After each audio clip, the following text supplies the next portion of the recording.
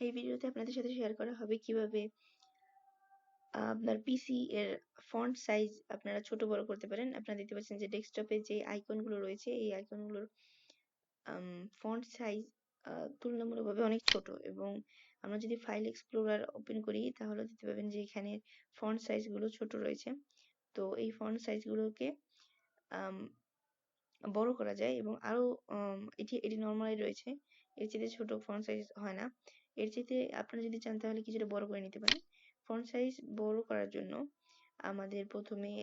আমরা প্রথমে ক্লিক করব স্টার্ট আইকনে, সেখান থেকে সেটিংসে ক্লিক করব। সেটিংসে আসার পর আপনারা ডান দিকে দেখতে পাবেন ইজ অফ অ্যাক্সেস নামে একটি অপশন আছে। এই ইজ অফ অ্যাক্সেস আমরা ক্লিক করব। ইজ অফ অ্যাক্সেস এ প্রবেশের পর দেখতে পাবেন যে ডিফল্ট হিসেবে সিলেক্ট করা রয়েছে ডিসপ্লে। এই ডিসপ্লে সেকশন থেকে আমরা ফন্ট ছোট বড় করব।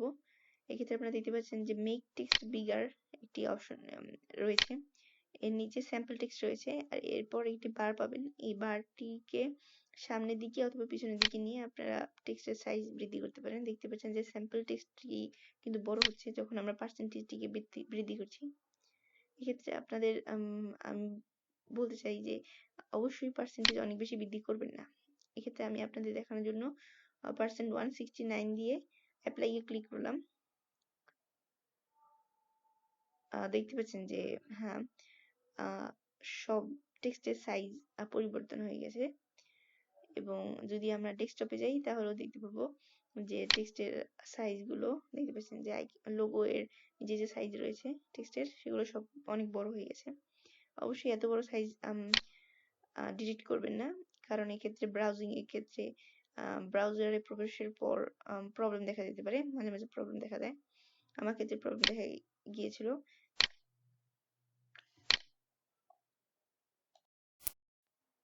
আমার পরামর্শ মতে টেক্সটের যে পার্সেন্টেজ রয়েছে সেটিকে 105-এর দিকে রাখবেন, তাহলে আপনার টেক্সট খুব বেশি বড় হবে না আর খুব বেশি ছোট হবে না। আর ব্রাউজিং এর ক্ষেত্রেও তেমন কোনো প্রবলেম হবে না। ভিডিওটি ভালো লাগলে অবশ্যই লাইক করবেন এবং চ্যানেলটি অবশ্যই ভিজিট করবেন।